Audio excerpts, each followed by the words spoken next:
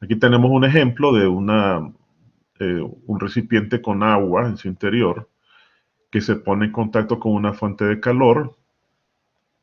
El recipiente, observen, va a experimentar de alguna forma en el contexto, se van a experimentar tres formas de transferencia de calor que son las formas que existen. Primero, la mano de la persona experimenta calor a través del mango de la olla, ¿verdad? Ese calor se transfiere a través de un cuerpo sólido de una forma que es conocida como conducción. Por otra parte, también experimenta calor que emana de las llamas a través del aire. Ese calor es por radiación, es decir, ese calor, si quitáramos el aire, igual se transferiría. Esa transferencia de calor que se da en ausencia de materia, miren que es muy diferente a la conducción. Para la conducción se requiere de material, de materia para transferirse el calor. La radiación no requiere eso. Puede estar al vacío esto, no haber nada e igual se va a transferir. Es la manera como nos llega la mayor cantidad de calor a la Tierra. A través del espacio vacío nos llega desde el Sol recorriendo una enorme cantidad de kilómetros de 150 millones y en más o menos unos 8 minutos esa radiación llega porque es luz, luz en una baja frecuencia que no la podemos ver, pero que sí se siente sus efectos. Luego, en el interior de la olla hay un fluido, hay un líquido. Esto es válido, podría ser válido también para si se tratase de un gas. Entonces, la transferencia de calor a través de el fluido se da de una forma muy diferente que se llama convección. Esencialmente en la convección lo que ocurre, ustedes lo habrán visto, es que hay burbujas que están directamente en contacto o que vienen de las moléculas que están directamente en contacto con el fondo de la olla, que se calientan, al calentarse se expanden y al expandirse disminuyen su densidad. Y entonces empiezan a ascender porque tienen una densidad menor que el resto de las moléculas que las rodea. Pero a medida que ascienden, ceden calor a las moléculas que están alrededor. Y entonces al llegar a la parte más alta, bajan, vuelven a bajar. Y así sucesivamente se establece una corriente que se llaman corrientes convectivas. ¿Verdad? Que ustedes sabrán que es la manera como los globos hidrostáticos pueden volar, ¿verdad? Pueden navegar a través de la atmósfera. Recordarán ustedes que tienen una gran masa de aire encerrada dentro del globo y esos vienen equipados con unos quemadores que calientan esa masa de aire.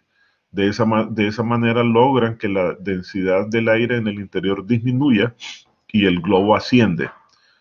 Acuérdense también que las aves planean cuando hay corrientes de alta temperatura. Las corrientes de alta temperatura tienden a ascender, a tener comportamiento de ascenso y después a descender las de baja temperatura. De esa manera se establece el calentamiento atmosférico. Es bastante complicado, tanto que el estudio de la convección se relega a estudios especializados por ejemplo, para los que estudian meteorología. Y por cierto que es una de las más complicadas, tanto que todavía no ha podido entenderse cómo realmente funciona la atmósfera. Y por eso las predicciones no son tan buenas, ¿verdad? No son tan efectivas. Entonces, de las tres formas de calor, conducción a través de materiales, de cuerpos sólidos, radiación a través del vacío y convección, nosotros solo vamos a estudiar las dos primeras, estas que aparecen con la estrella.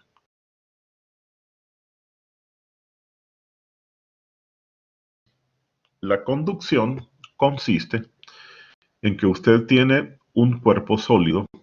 Aquí tenemos una barra de un metal, por ejemplo, y un extremo de esa barra se encuentra a una cierta temperatura, ¿verdad? Más alta, está expuesta, por ejemplo, o está en contacto con una fuente de calor, mientras que el otro extremo se encuentra a temperatura más baja. de manera espontánea, como dice la ley cero, ¿se acuerdan? Que es lo que nos ayudó en calorimetría.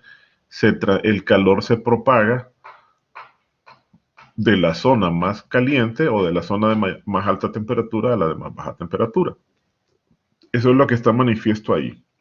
Pero noten que a medida que él se está propagando, se produce una distribución de la temperatura.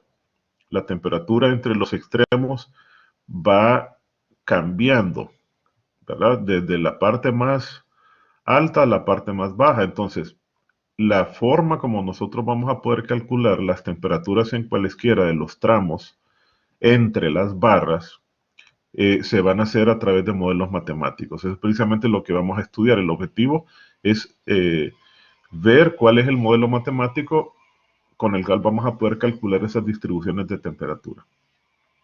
Entonces aquí tenemos el caso. Hay una barra, esa barra tiene una cierta longitud, L, y tiene además una cierta área transversal. Esa área transversal puede ser de cualquier forma, puede ser circular o lo que sea. Ya sabemos que el calor se va a transferir de las zonas calientes a las frías. En este caso, un extremo de la barra, este extremo, se encuentra a una temperatura A alta y el otro extremo se encuentra a una temperatura B baja.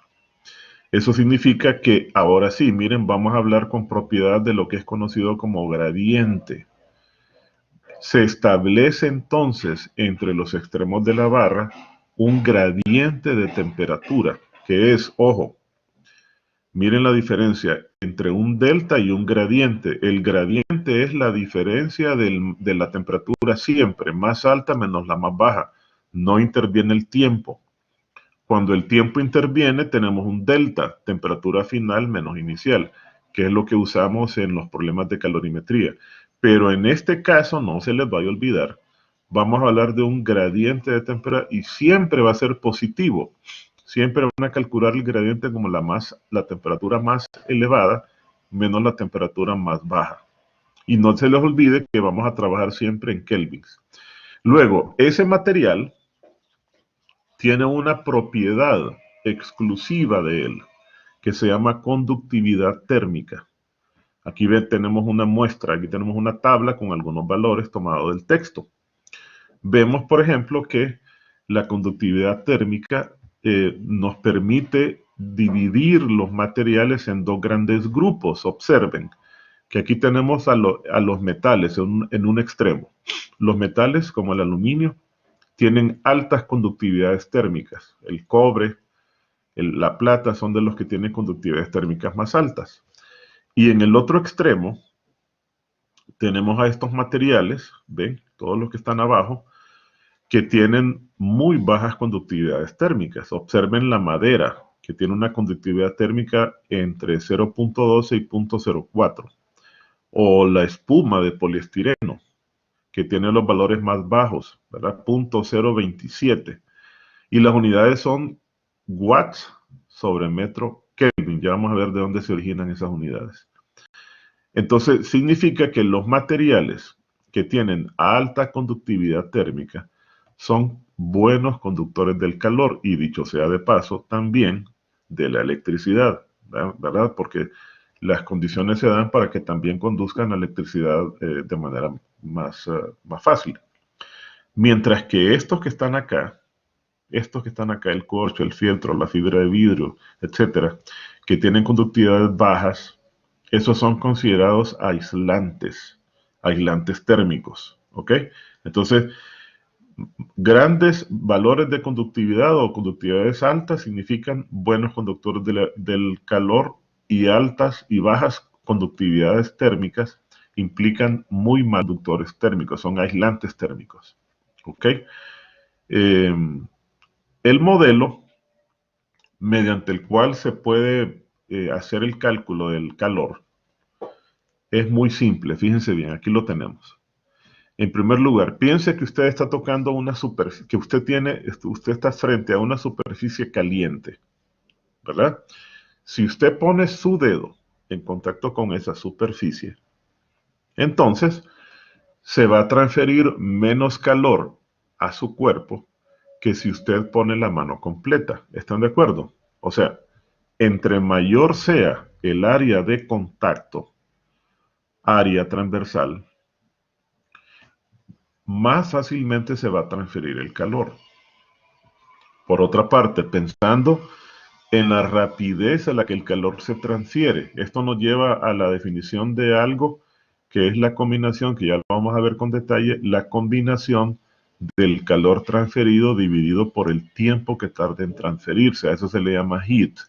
Eso se le llama, es la rapidez con la que el calor se transfiere y lo denominan H.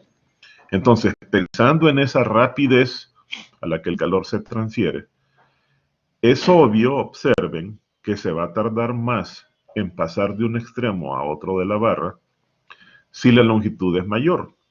Por lo tanto, el flujo de calor, que es el nombre que recibe H, flujo de calor, el flujo de calor debe ser directamente proporcional al área transversal. Mayor área de contacto, mayor transferencia de calor o mayor calor transferido, pero debe ser inversamente proporcional a la longitud que tiene que, sobre la que tiene que propagarse. Luego también es obvio que entre mayor sea el gradiente de temperatura, mayor calor se va a transferir. Entonces, de esta manera se establece esta ecuación. Aquí tenemos inicialmente proporcionalidades. Cuando usted despeja y hace diferentes experiencias de diferentes longitudes para cuerpos de diferentes capacidades caloríficas, conductividades térmicas y diferentes áreas transversales, y divide el flujo de calor, si es que lo puede medir, entre todos estos términos, se da cuenta que le da una constante para un solo material. Pensamos en un solo material con su conductividad térmica particular. Y usted hace pruebas con diferentes cuerpos construidos de ese material que tienen diferentes longitudes, diferentes áreas transversales, y lo somete a diferentes gradientes de temperatura. Y en cada caso usted mide el calor transferido por unidad de tiempo, mide H. Cuando usted divide el H entre todos estos parámetros, le va a dar una constante, y esa constante es precisamente la conductividad térmica. Por esa razón, las unidades de la conductividad térmica son watts, que son unidades de calor por unidad de tiempo, ¿verdad? Recuerden que el calor se mide en joules y el tiempo en segundos, eso nos da watts. Watts dividido entre metro, que es la razón de área entre longitud, y grado kelvins. Por eso tenemos esas unidades de calor que vimos antes.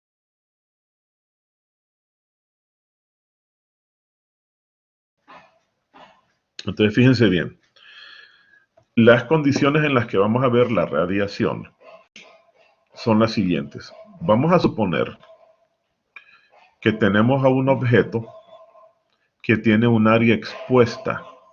Por ejemplo, si es una pelota, su área expuesta, si es una esfera, su área expuesta es 4πr², ¿verdad? Además, ese cuerpo tiene un cierto color. El color está representado mediante una constante que es un valor numérico sin unidades entre 0 y 1, que obviamente está tabulado. Ya vamos a ver esos valores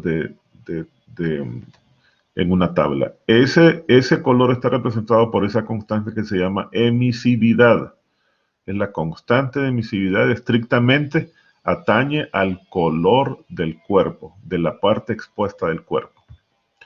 Luego vamos a suponer que el cuerpo se encuentra en un espacio vacío. Vamos a suponer que está en el vacío. No hay ninguna molécula que pueda estar en contacto con él. En esas condiciones, el cuerpo expuesto, que se encuentra a una cierta temperatura, su parte expuesta tiene una cierta temperatura, T, en kelvins, emite radiación hacia afuera de él, en todas las direcciones, ¿verdad? Vamos a suponer que es un emisor isotrópico. ¿Eso qué quiere decir? Que emite exactamente la misma radiación en cualquier dirección. No importa en qué dirección nos movamos, sus características de emisión son las mismas. Emite radiación con las mismas características en todas las direcciones, ¿verdad? No tiene una dirección preferencial, como por ejemplo una antena parabólica. Las antenas parabólicas reciben o emiten radiación en la dirección del plato, ¿verdad? Por eso no son isotrópicas, sino que tienen una dirección preferencial. Y no se les olvide que eso que emiten es una onda electromagnética que tiene una cierta frecuencia. ¿Ok?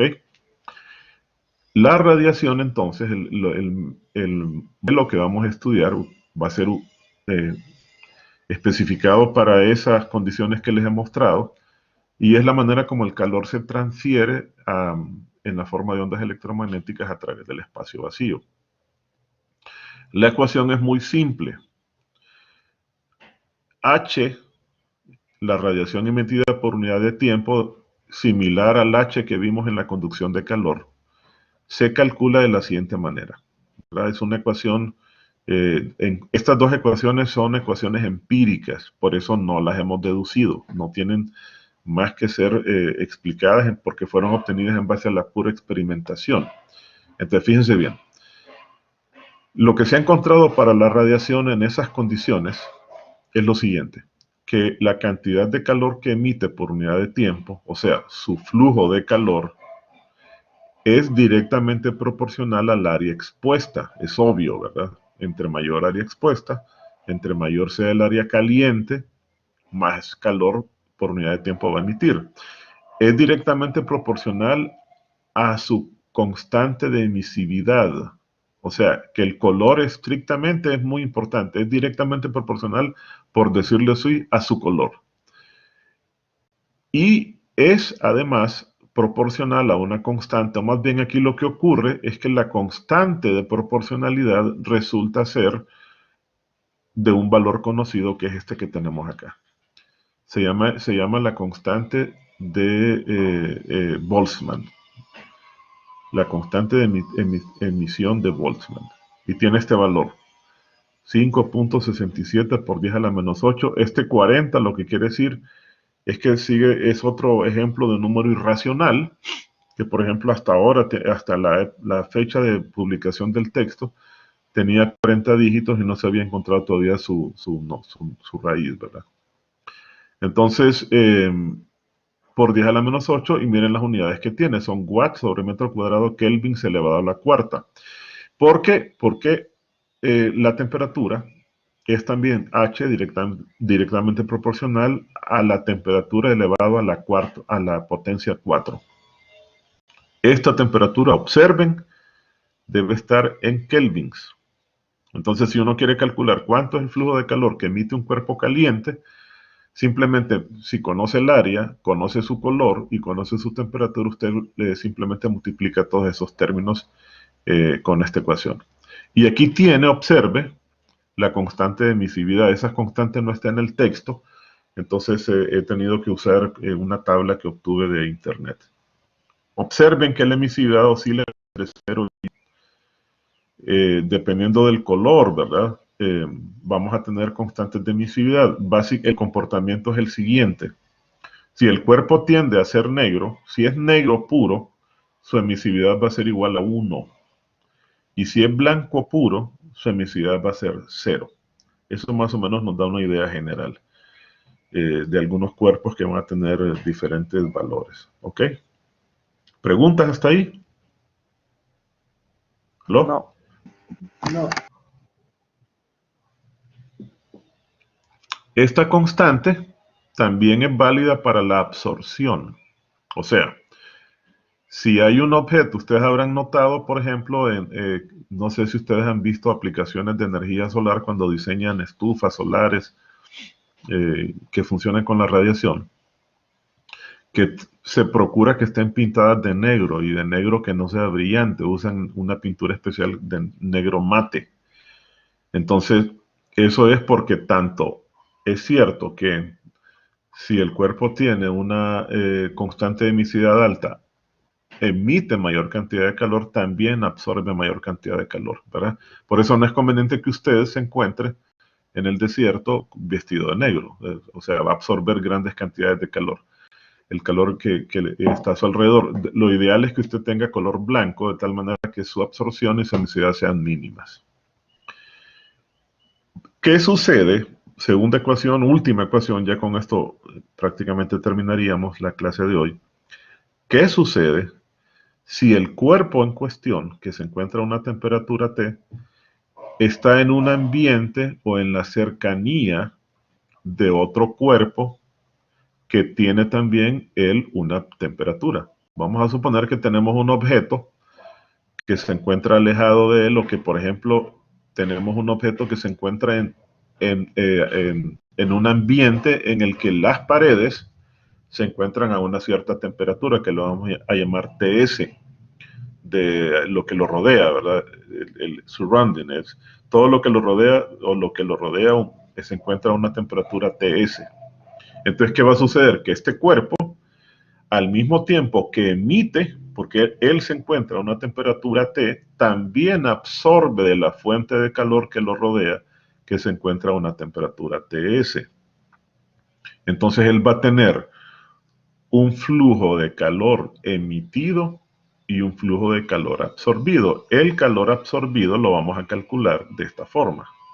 Es la parte que se resta, porque él absorbe calor de una fuente de calor que se encuentra a una temperatura TS y lo absorbe en su área, ¿ok? O sea, le llega a él radiación de un cuerpo que se encuentra a esta temperatura. Entonces lo que se hace es que se calcula el flujo neto de calor en esas condiciones, ¿verdad? Cuando tenemos un cuerpo que de alguna manera esté expuesto a otra temperatura alrededor de él, entonces simplemente calculamos el, el flujo de calor emitido y le restamos el flujo de calor absorbido, que se calcularía con la temperatura que lo rodea. Y eso nos llega a esta expresión. Vamos a restarlos.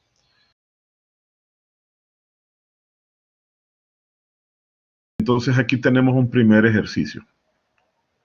Fíjense bien, tenemos un extremo de una varilla metálica aislada.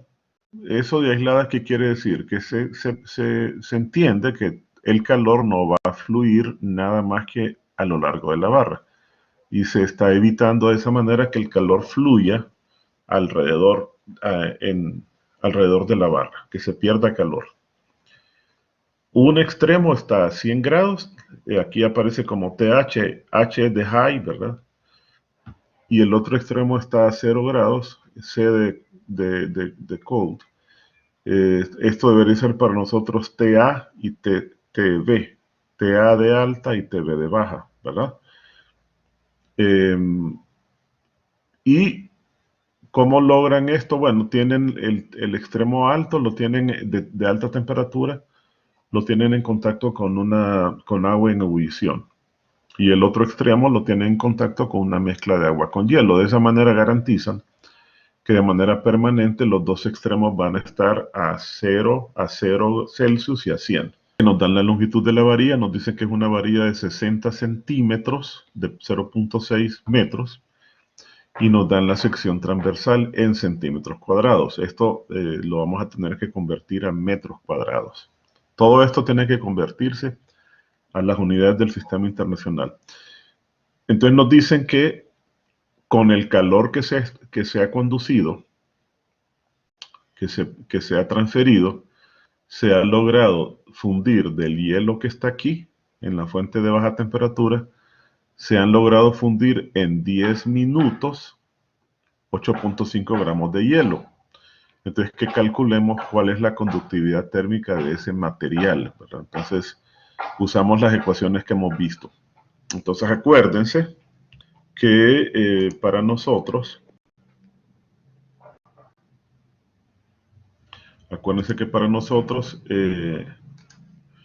esta es la temperatura alta, ¿verdad? Y esta es la temperatura baja. Esta es TA, TB. Entonces, y que el gradiente lo vamos a calcular entonces como TA, temperatura alta menos temperatura baja, como aparece aquí en estas ecuaciones. Entonces vamos a ver la solución, ya está resuelto el problema, lo vamos a ver con detalle. Vamos a ver lo que tenemos. Primero tenemos los datos. La temperatura alta es de 100, le sumamos 273. La temperatura baja es de 0 Celsius, le sumamos 273. Siempre hagan esas conversiones al sistema internacional. La longitud es de 0.6 y miren, multiplicamos 1.25, que son centímetros cuadrados, por 10 a la menos 4, porque tenemos 100 por 100, o sea, 100 centímetros por 100 centímetros, eso nos da 10 a la 4, pero lo tenemos que dividir. Entonces nos da 1.25 por 10 a la menos 4 con metros cuadrados. Y la incógnita es K. Planteamos la ecuación. La ecuación nos dice, aquí está, que esa constante K, la conductividad por A entre L por delta T, debería ser igual a la rapidez con la que el calor fluye, o sea, a Q sobre T. ¿Ok? Entonces miren que lo que hacemos sencillamente es considerar que el calor que fluyó es el calor necesario para fundir una masa de hielo que ya nos dan. Nos dicen que esa masa de hielo, no la anoté, pero el dato está aquí. 8.5 por 10 a la menos 3 gramos. Entonces, multiplicamos el calor latente de fusión del agua por la masa de hielo, ¿verdad? Porque no podemos calcular calor de otra forma, puesto que la temperatura de la masa de hielo permanece constante. Se limita a absorber calor y fundirse. Entonces, esto, si se acuerdan, es el calor específico el calor latente del agua, calor de fusión latente del agua. 334.000 joules por kilogramo. 8.5 convertido a kilogramos lo multiplicamos y lo dividimos entre el tiempo que se tardó el hielo en fundirse. O sea, 10 minutos por 60 segundos por minuto nos da 600 segundos.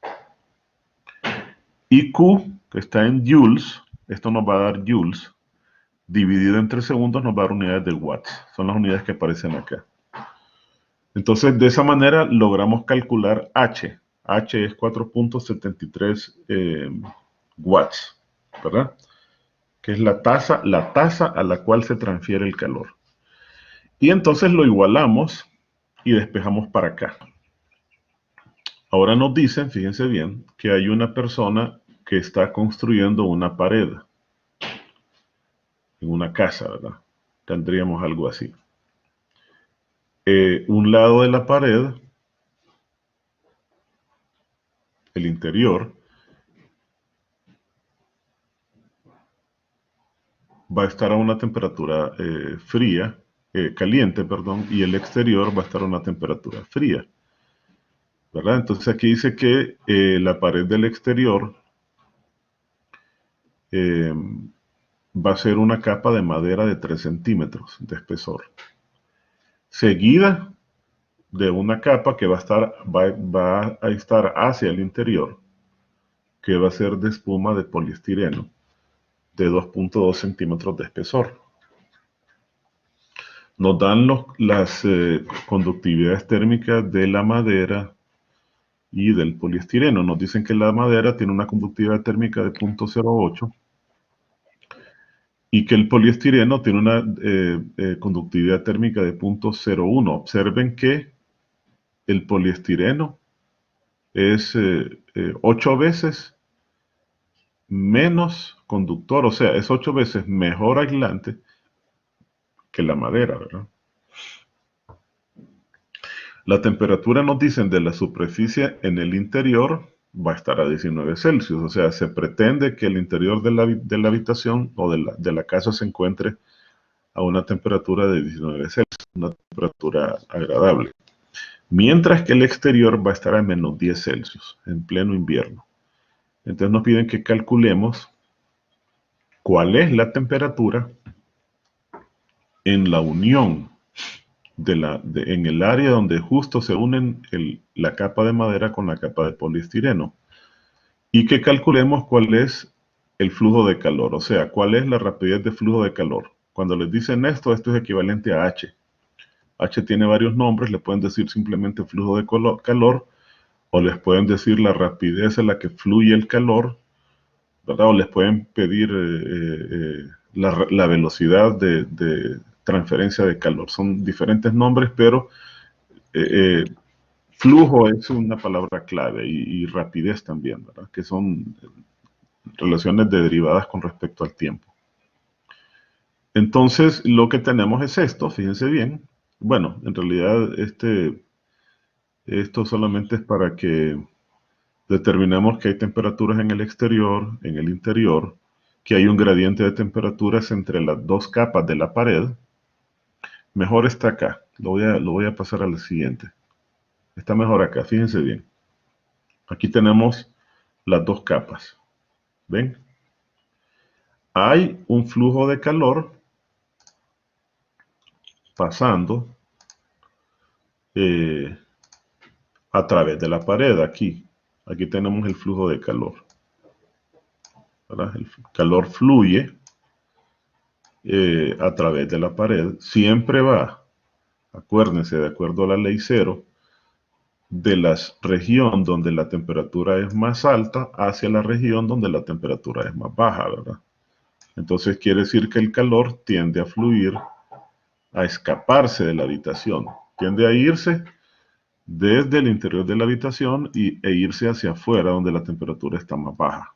Esa es la tendencia del calor.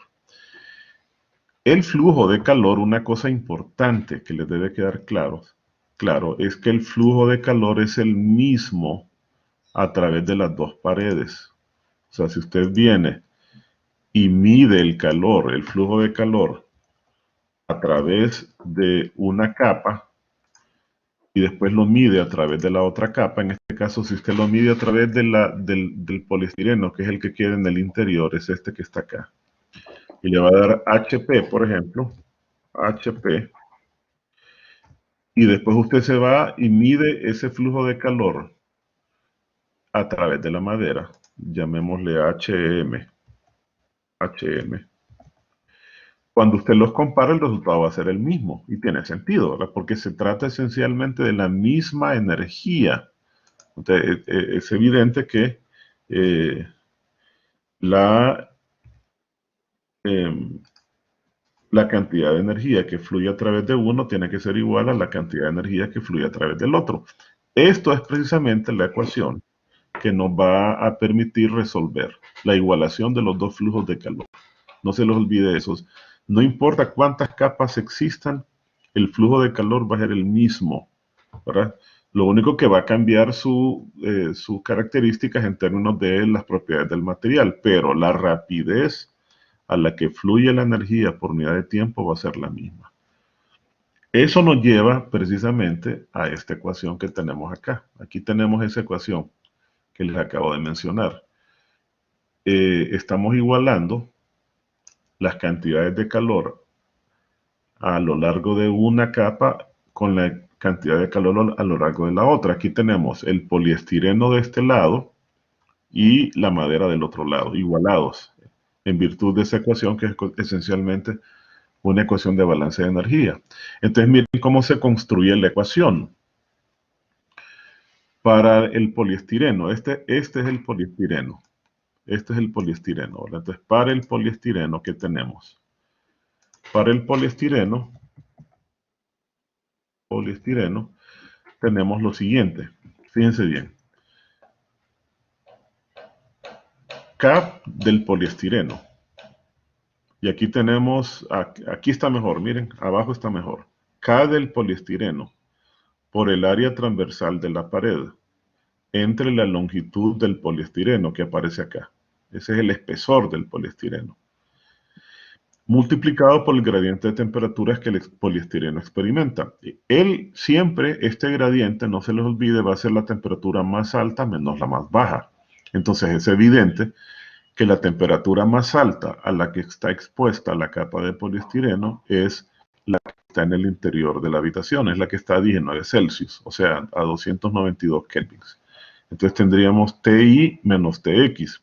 A medida que va fluyendo, la temperatura va disminuyendo, porque el calor está propagándose hacia las zonas de baja temperatura. Entonces hay una distribución de temperatura que va disminuyendo gradualmente desde la temperatura más alta en el interior hasta la más baja en el exterior. De suerte que en el pegue de las dos capas, que es donde nos están pidiendo, donde aparece la temperatura TX, aquí la ven, es evidente que esa temperatura está más baja que el interior. Por lo tanto, observen que el cálculo que estamos haciendo considera el gradiente de la capa de poliestireno como la del interior menos la temperatura de la unión de las dos capas. La madera, por el contrario, se encuentra expuesta a un gradiente de temperatura donde la más alta es justamente la de la unión que ella experimenta con el poliestireno y la más baja está en el exterior. Entonces miren por eso cómo se calcula el gradiente. ¿Verdad? El gradiente es siempre la alta Tx menos T del exterior. Y aquí solo se sustituyen K de la madera, el área entre Lm y el área no nos la dan, pero observen que el área se cancela porque es la misma, es una capa del mismo material en ambos casos. Entonces eso se cancela y esto nos queda, termina siendo finalmente estas ecuaciones que tenemos acá. Cuando usted sustituye y multiplica por lo que está dentro de los paréntesis, entonces le queda esto para el poliestireno y esto le queda para la capa de madera, ¿verdad? Para el poliestireno y para la madera. En este tenemos una olla, ¿verdad? Aquí hay un corte en el que se aprecia que la olla tiene en el fondo un espesor. Esta capa que está aquí en el fondo es la que da justamente, la que hace contacto justamente con la fuente de calor. Nos dicen que la base, esa capa que estamos mencionando, esta capa, es de acero y que tiene un espesor de 8.5 milímetros y un área de 0.15 metros cuadrados. Está en contacto con una fuente de calor y hay agua en el interior. Y el agua está hirviendo, se encuentra a 100 Celsius. Y entonces, si está hirviendo, significa que se está produciendo vapor. Entonces nos dicen que se producen 390 gramos de vapor en 3 minutos, o sea, 0.39 kilogramos en 180 segundos. Y con esa información nos piden que calculemos a qué temperatura debería estar la superficie inferior de la olla. O sea, ¿a qué superficie está a qué temperatura, perdón, está la superficie interior de la olla, la de la capa? O sea, estamos hablando de lo siguiente, que ellos nos están haciendo referencia a dos capas, ¿verdad? Primero tenemos el fondo de la olla, tiene una temperatura interior. O sea, el fondo de la olla ustedes lo tienen que visualizar como una capa. Piensen en una vista lateral, lo tienen que visualizar así. Tiene una temperatura arriba, que es donde está el agua ebulliendo, que debería ser de 100 Celsius. Aquí se supone que la temperatura debería ser de 100, la temperatura superior, temperatura, no sé, y pongámosle, debería ser 100 Celsius. Pero abajo, para que el calor fluya a través de él, entonces es lógico que debería haber, para que el calor fluya, tendríamos que esperar que hubiese un gradiente de temperatura. Si aquí está fluyendo calor H, ¿verdad? En un cierto tiempo fluye una cierta cantidad de calor a través de esas paredes, de esa capa, por unidad de tiempo, entonces significa que debería haber un gradiente de temperatura entre los dos. Por lo tanto, se espera que la temperatura aquí sea diferente. Es más, se espera que esta temperatura, la voy a poner E de exterior, sea mayor que la temperatura del interior. ¿De acuerdo? ¿Están de acuerdo? Si no debe fluir el calor. O sea, eso es lo que nos están pidiendo considerar. Entonces, dicen ellos que si la temperatura del interior está obviamente a 100, porque está en contacto con el agua hirviendo, está a 100 grados, entonces, ¿cuál es la temperatura que tiene la capa del fondo de la olla justo en contacto con la fuente de calor? Aquí tenemos la fuente de calor. Se espera que la temperatura sea la más alta. ¿Alguna pregunta? ¿Les quedó claro qué es lo que nos están pidiendo? Sí, Sí, claro. Entonces, entendiendo qué es lo que nos piden, vamos a plantear las ecuaciones de la siguiente manera. Vámonos a la solución. Permítame, voy a borrar esto de acá. Entonces, vámonos a la solución. Aquí tenemos. Aquí está la capa exagerada, ¿verdad? Está en contacto con la fuente de calor. Ok, entonces aquí tenemos el calor fluyendo a través de esa capa hacia allá. Ahí. Aquí tenemos H, esencialmente. Aquí está H. Eh, entonces, observen que la parte inferior está a una temperatura que es supuesto que le he llamado TA, es la temperatura alta.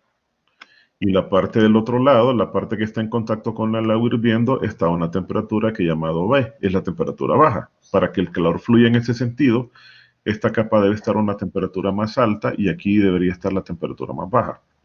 Ya conocemos la baja, que es de 100 Celsius, o sea, 373 kelvins. Y entonces la incógnita nos queda aquí, en la temperatura alta. Nos dan el espesor de la capa, que es de 8.5 milímetros, ¿verdad? Y entonces se calcula el calor, el H lo calculan similar a como ocurría en el problema primero que resolvimos, en términos de la cantidad de vapor que se produce. Entonces, ¿qué es lo que hacemos? Trabajamos, en esta ocasión, vamos a trabajar con el calor latente, pero de vaporización del agua, que si ustedes se acuerdan es de 2.256.000 joules por kilogramo, o sea, de 2.256 por 10 a la 3 joules por kilogramo. Entonces, multiplicamos la cantidad de vapor que se produce, que es esto que tenemos acá, por el calor latente de vaporización, y eso nos da el calor que se está utilizando para convertir esta agua en vapor. Si lo divido entre el tiempo que tarda ese vapor en producirse, que son 3 minutos, o sea, 180 segundos, obtenemos H. 4.888 serían watts, ¿verdad? Que son las unidades, son joules por unidad de tiempo, ¿verdad? Entonces, ahora, este H, ahora lo igualamos con la ecuación del cálculo de flujo de calor, que es la conductividad térmica del acero por el área transversal de esa capa, que nos la dan, que es de 0.15 metros cuadrados, dividido por su espesor, que son 8.5 milímetros. Y lo multiplicamos por TA menos TB, donde lo que nos va a quedar como incógnita es TA. Una barra, pero compuesta por dos capas. Una de cobre, que es de 1 metro, y otra de acero, que es de una longitud desconocida. ¿Ok? Nos dicen que en el pegue de las dos, en la unión de las dos varillas, imagínense que este es como dos varillas unidas, la temperatura se encuentra a 65 Celsius. Y aquí hay una capa que está rodeando, una capa de aislante que está garantizando que el calor solamente se propaga a lo largo de las varillas. Entonces, un extremo, el extremo izquierdo del cobre, de la varilla de cobre, que es la primera, está en contacto con una fuente de alta temperatura. Aquí tendríamos la temperatura alta, que es 100 Celsius. Mientras que el extremo derecho de la varilla de acero está en contacto con una mezcla de agua con hielo, así como lo tenemos acá. Entonces, ¿qué es lo que nos están pidiendo? Nos dicen que si efectivamente este es el pegue entre las dos se encuentra a 65, que calculemos cuál es la longitud de la varilla de acero, ¿verdad? Entonces aquí lo que van a hacer ustedes es igualar el H del cobre, lo van a igualar con el H del acero. Entonces van a tomar, aquí van a hacer una expresión para el flujo de calor atravesando el cobre, ¿verdad? El cobre, ya les voy a poner las tablas para que saquen las constantes, y esto lo van a igualar con el H cuando está propagándose a lo largo del acero, ¿verdad? Y de allí, la incógnita que les va a quedar va a ser la constante de conductividad térmica de, la longitud del acero, ¿ok? Entonces, primero planteen las ecuaciones. Recuerden que aquí tenemos esta temperatura, es la temperatura más alta. Aquí tienen TA. Aquí tienen TA. Y aquí tienen TB. Pero en el medio tienen la temperatura de la unión, que es una temperatura intermedia aquí. Tienen una temperatura, llamémosla TJ, T de la unión, TU. Entonces observen que el gradiente de temperatura de la capa de cobre va a ser TA menos TU, y el gradiente de temperatura de la capa de acero va a ser TU menos TB. Como la información completa está en el cobre, lo calculan con esa información. Es el K del cobre por el área transversal, que es la misma para los dos, entre la longitud del cobre por el gradiente de temperatura del cobre, que ya vieron que es TA menos la temperatura de la unión. A ver cuánto les da eso. Ese es el inciso A. Medio 5.39 watts. Ok, perfecto. Entonces ya tenemos H.